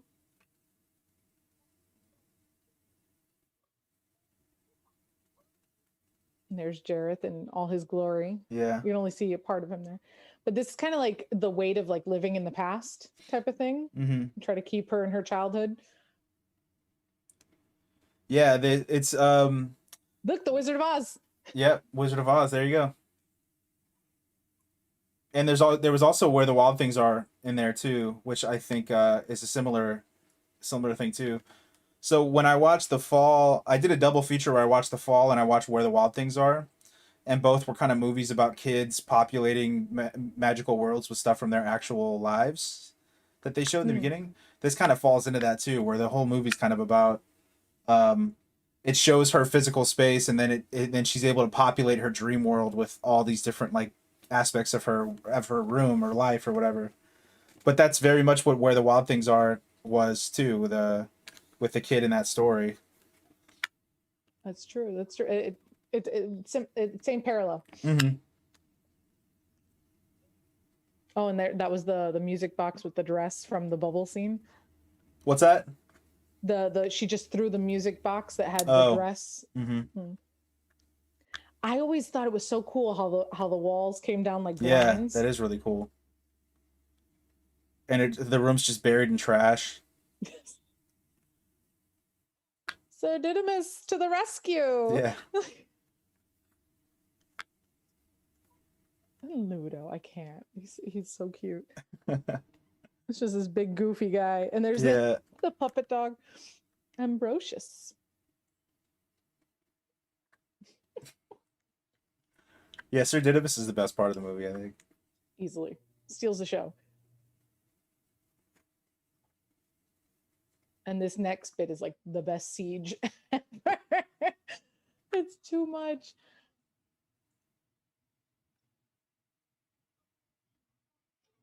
Suits of armor with the scrawny arms. These awesome like proportions. Yeah. Even the trash is glittery. The cobwebs have glitter. Even in garbage them. in her dreams has glitter all over it. It's a 14-year-old or 16-year-old girls. Seriously. Like even the ugly stuff has to have glitter. It was glitter and oh man, what's the artist that did all of the folders? Lisa Frank. Lisa Frank. Yeah, it was glitter and Lisa Frank everywhere. Yes. Oh.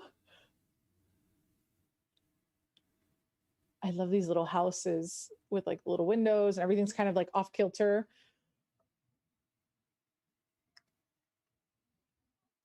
This was really clever too. I really appreciated like the design. Yeah, on this is really cool. Again with the red eyes. Do you think this is to scale, or do you think that they shot a miniature of this and then had it do that? I think that might have been to scale. Yeah. I wouldn't put it past them Yeah. to try to do it to scale.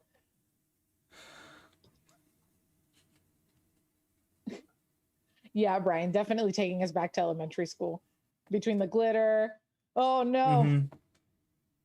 He bucked him and he's out of there. He's such a chicken. Call me crazy, but I have a feeling that like Lisa Frank style art is gonna come back fairly soon. It seems like it's something that's like people are gonna start using more and stuff, or Fads are utilizing and cyclical. stuff. I Mhm. wouldn't be surprised at Yeah. all. Oh, quivering. I can't. Also, I found it odd that so the initial scenes they did with the dog were the actual dog, and then they used the kind of swapped it off the dog puppet. I wonder if that was because the dog wasn't cooperating in like the other scenes that they were going to shoot. They The were one like, thing they taught him how to do Yeah. is to run over rocks that fart. That's yeah, like you get that shot, you have to keep that shot in because it's amazing. But I wonder if like during these other things the dog wasn't necessarily cooperating well, so they just had to switch in the puppet for him. I think that's a possibility. Yeah. And it lends itself to it, with the puppet you get like these great like Yeah. emotion, like these reactions that you can't get from Right. a dog. Exactly, There's very yeah. few things. The puppets, and the thing is the reason you pick that breed of dog is because they're so puppetable. You know what I mean? It's probably the Got a most ton of puppetable hair. breed of dog, you know? Easily between the hair, the fact you can't see its eyes, Right. all that movement, and just the sheer size. It's so, So, big. I love yeah, it. Brian said Lisa Frank is still around. They still sell a ton of merch each year. It real? doesn't surprise me at all. I think what I mean, though, is that because I think they probably sell a ton of merch for, like, people in our generation, but I have a feeling that it's going to get picked up by, like, the younger generation, and they're just going to be like, oh, I feel like those designs are going to make a comeback as far as for younger kids. Well, these young kids are all into like the 90s fashion, all the stuff that I Mhm. grew up wearing or seeing on like my older cousins and stuff. Doesn't So I that would- make you hate yourself? It makes me hate myself that like now the 90s are like the retro movie. And I'm like, A oh little no. A little bit. And, it was and then mind you, they rag on you for what you wear now, but it was like I'm wearing exactly I used to wear what you wore 30 years ago. Like, Yeah. relax. You're gonna look back and think you look ridiculous too. Side part 4 where forever. Yes. Mhm. I'm with Julie on that. I've been trying to do the mid part and it just Yeah. There we go. That's what I wanted to say. Now this might be the biggest set they had to make, right? It's got to be because the labyrinth again, small corners that they use and they can just Yeah. shoot from different angles. But this just with how it plays out and all the moving parts, there had to be at least 5, 6, maybe 10 buildings Yeah. to build around to work around with. The one time this kid is like, whatever.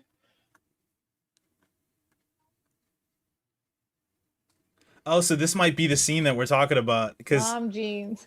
early in the pre-show, yeah, Mom Jeans came back too.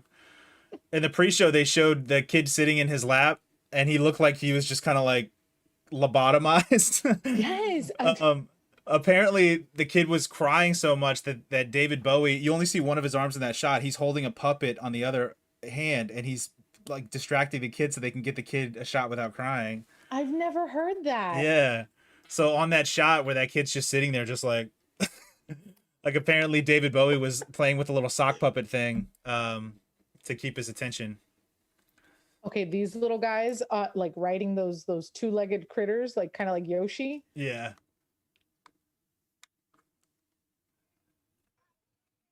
And Julie, I never wore mom jeans. I wear them now, though. Yeah, Right. not a mom, but I wear the mom jeans. There you go.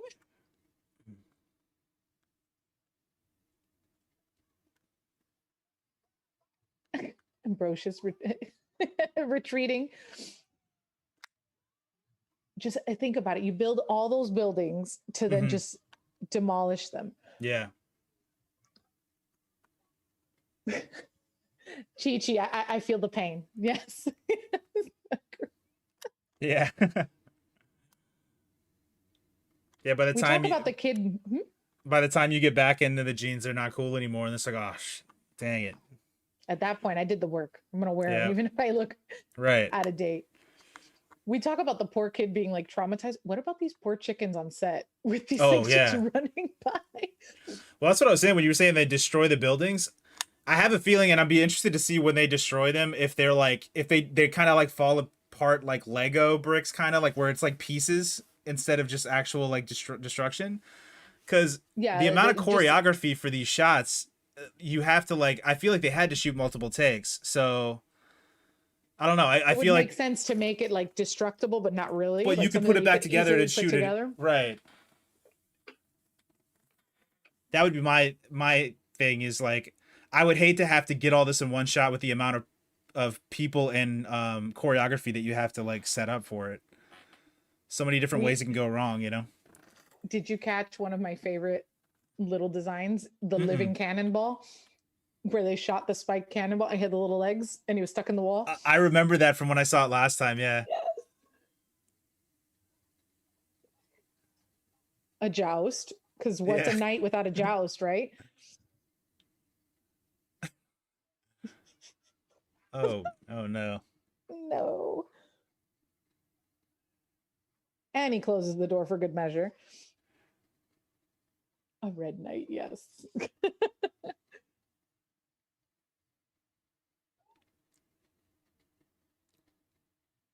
Okay, this reminds me of like the little play places you would have as a kid, like in the backyard.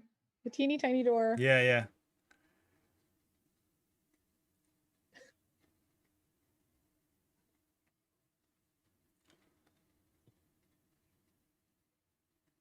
Now that like they're panning up, it does look like it must have taken forever to put the pieces back, but it looks like, yeah, you should be able to look at the background. That's not a map. Yeah, that's So what I'm they had to saying. Yeah, this build. had to be a really huge set.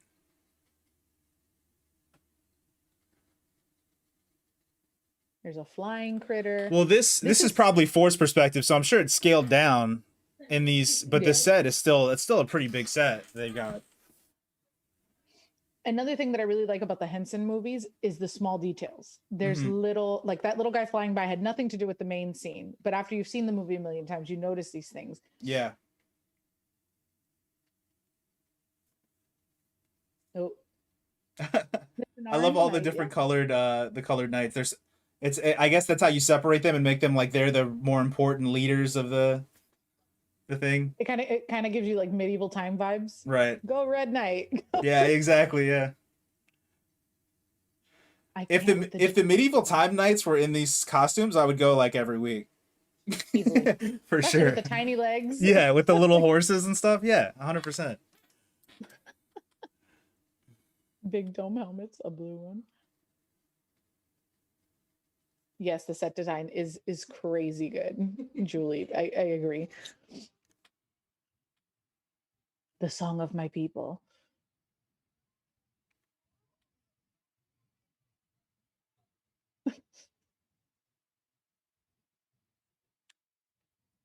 Oh, there. See, look, a little spider rolling down the wall. Like, what was... Yeah, with the string, with the visible string, yeah. Look at it. Goes, and right back up. It's like... Little details, yeah. That's what I respect about Henson movies and also Weta Workshop movies. Whenever Weta Workshop's involved on a movie, they always have these tiny, minute details on all of their production design stuff.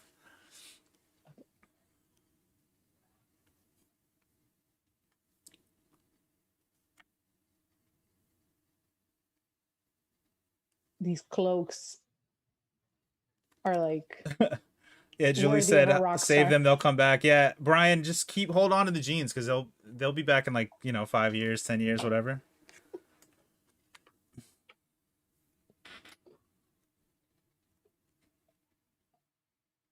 Oh, my brother Yoshi. Yeah. There he is. There's little. Oh yeah, look at him. Baseball. He's messed up.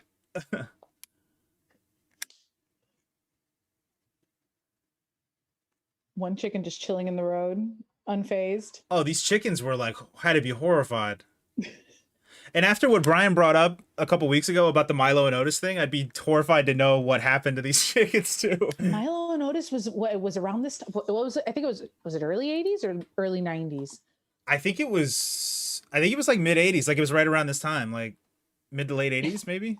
Like, I can't believe that you could treat animals that badly, like in the '80s. Even like, you want to tell me the '60s maybe we're still like, well, I don't know if that was the case in the US, but I think what he brought up, and I might be wrong, but he Milo said it was Otis shot was in in Japan and then it was dubbed over in America, and Yeah. apparently in Japan they just didn't give a shit what happened to the animals. So yeah. Poor cats.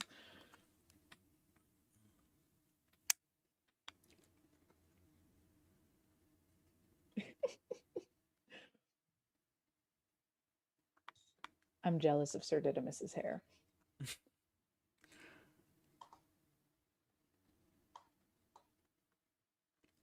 Yeah, Julie says Milo and Otis was so sad. I don't know if she's talking about the actual movie or the story behind it, but if you thought the movie was sad, don't read up anything about how the movie was made because it's horrifying.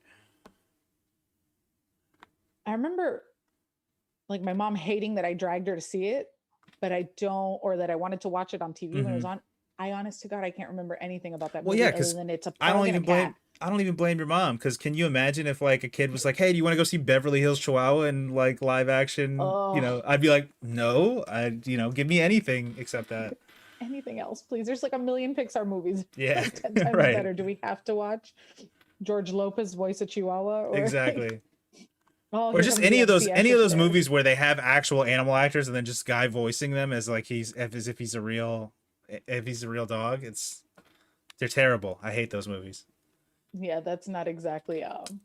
Did they go So into how how they- they shot these scenes, like the stuff where they're standing? Maybe it was just like stitching and like perfect camera placement. A lot of it's stitching, but there is this one sequence where he walks right over the edge, and I think it's wire work. It's this one here. Oh, okay. That. And it's so smooth. Like, geez. Yeah, but like this scene right here is what I'm talking about. Like where think he's that's all upside down and stitching. she's on top. Yeah, it must be. Yeah. that one. That's Yeah. another great. This is also a really good song. Mm-hmm. And that line, your eye. Oh, jeez.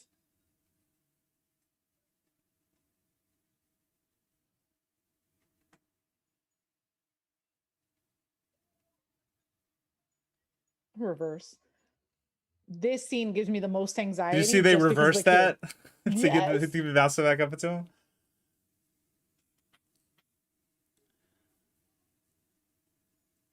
I think that's what this scene is going for, is to give you anxiety, like not being able to get to him.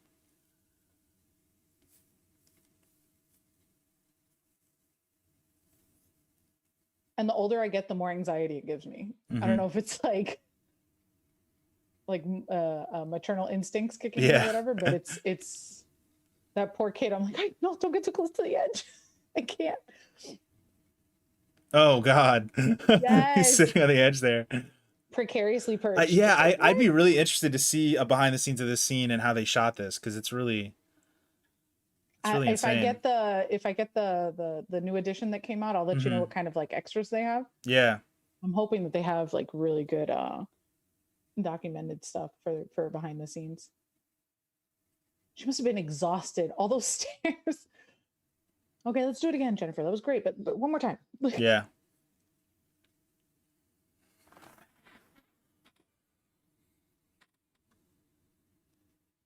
Also, I can never see a baby in a striped onesie like that without thinking of this movie. Yeah. And they come out every once in a while around Christmas. There's always at least one store that has one of these like onesies, all footy pajama stripes, red and white. Yeah, it feels like what are those bathing? They had bathing suits like that back in like the 40s or whatever. That's what it reminds me of when I see it. Those like I old timey never thought bathing of that, suits, you know, but like yes, Popeye I bathing see that. suits or whatever. Yeah, when they used to have the beaches with the little tents that you would change in and stuff. Yeah, This is really cool too, with all the pieces coming apart right, and then suspended. right. Like, is this a set? Is this CG? I don't know. I'm looking.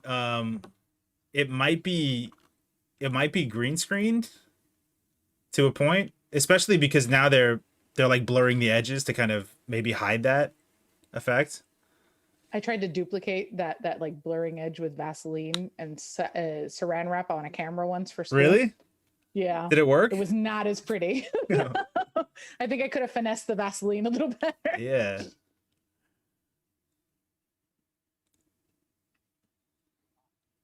That's pretty smart though. That probably would give you a similar effect if you did it right. Because you want to keep the middle bones. in focus, you know? Yes. That's the trick. If you're just like, if you're too thin with it, it doesn't show up. If you put too much, then it's too hard a ring. So you really have to like play with it and keep going back to the viewfinder and see what you've got.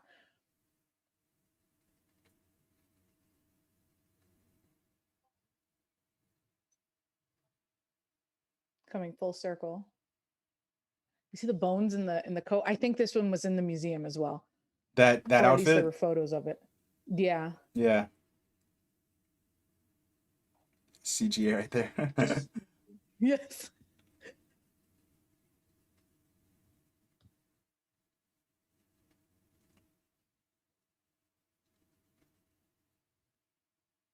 I'm sorry. David Bowie could ask me for everything and Yeah. I'd give it.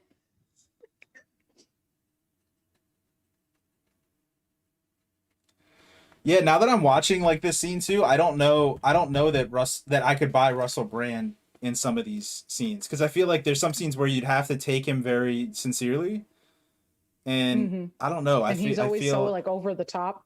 Right, and I'm not saying I can't ever take Russell Brand seriously, but I mean if Bowie has to be both in the movie. You know what I mean? And I don't know that Russell Brand could really do that. I don't know if you could really buy the more dramatic moments. Well, it's a weird movie to reference, but did you ever see Get Him to the Greek? He does have like this moment of kind of clarity or like addressing like the darker side of his life as a rock star in that movie. So it maybe he might be able to do it, yeah. But it'd be a hard sell.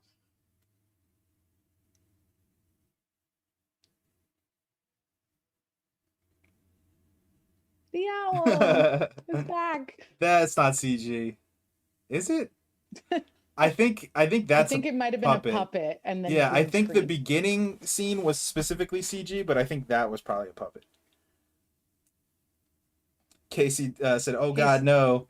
Are you saying no to Russell Brand being David the God King Jareth in a remake?" I'm not sure. Please elaborate. Like, no, like she won. No, the place was falling apart. Right. No, Russell Brand. What do we got? Oh my goodness. Out. Kids had a night. What an ordeal. The one moment of peace this poor child had on this set. Yeah.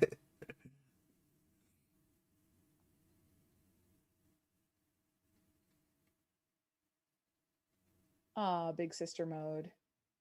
She's grown up.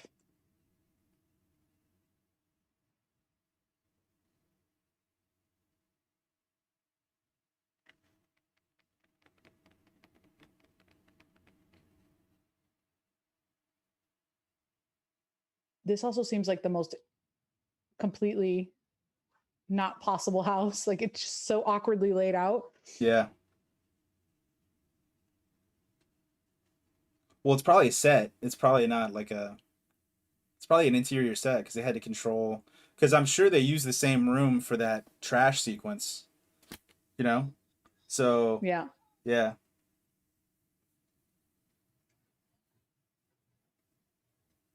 Oh, Ludo. And then he's there on that shelf. Did you see her Cats poster? Yes.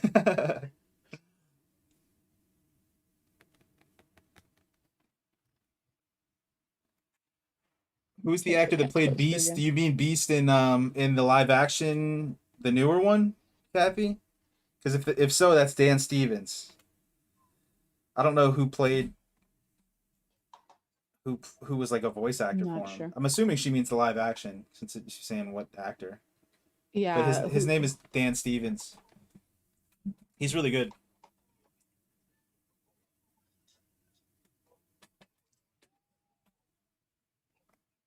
Even the red guys made it to the party. Some of the goblins have switched sides. Yeah.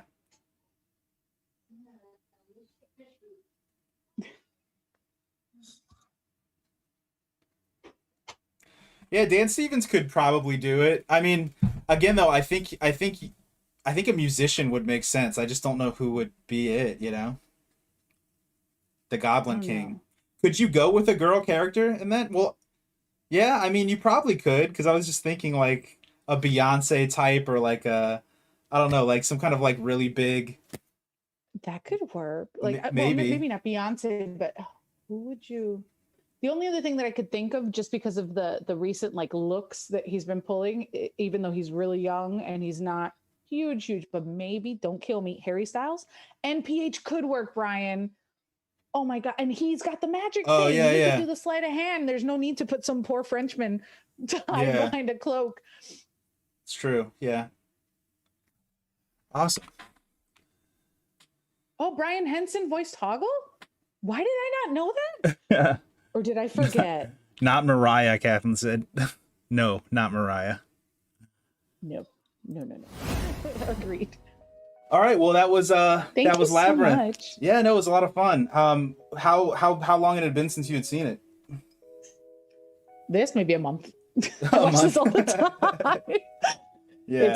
It's a comfort movie for me. Bad day, this or I'll put on Clue Right. or watch Bob's Burgers for like It's really the 15th great. time. I Yeah. personally like Labyrinth a lot more than Dark Crystal. Yeah. I don't know. I guess I think it clicks with me a lot more because they're drawing on a lot of like really well-known fairy tales. And I think it just clicks with me more that way because I understand it more or I can see the inspiration and stuff. I really like this is the first time that I watched it through and really noticed the illusions that the production design team put into her room. I didn't really notice that when I'd first watched it, but all the little hints in the room about where she's getting the inspiration for her dream from came through. Once I read that in the trivia, I was able to kind of see all those little Easter eggs that they had put in there. And then obviously best casting ever is David Bowie. I'm so glad they picked him instead of Michael Jackson. Prince would have been really interesting, honestly, but That would have been a cool, it would have been really interesting. Costume wise. Yeah, he would have had a lot of fun with that. And then who was the other one? Mick Jagger. I'm really glad they picked Bowie for it because it's such an iconic role. When you think, I feel like when people search David Bowie movie, this is the first thing that comes up. So, but yeah, no, it was a whole lot of fun. I hope you had a good time with it. We'll be this was kind of a bonus week, so Wednesday I'll put up the new nominees for next week, and then we'll vote through Friday, and then next Monday we should be back at it again. But I appreciate you coming out. Thanks. This was super, super fun. Awesome. See you later. See you later. Bye. All right, guys. Thanks for tuning in for Distract Watch Party. Again, we are moving to Monday, so next Monday, same time, 8 p.m. If you guys want to vote on the movie that we watch next week, I do have a Discord. It's going to be linked in the description below. You can go there, and then I'll post the nominees Wednesday, and you guys can vote on what movie we watch next week. As always, if you had fun with this, make sure to like, comment, and subscribe on the video below, and I will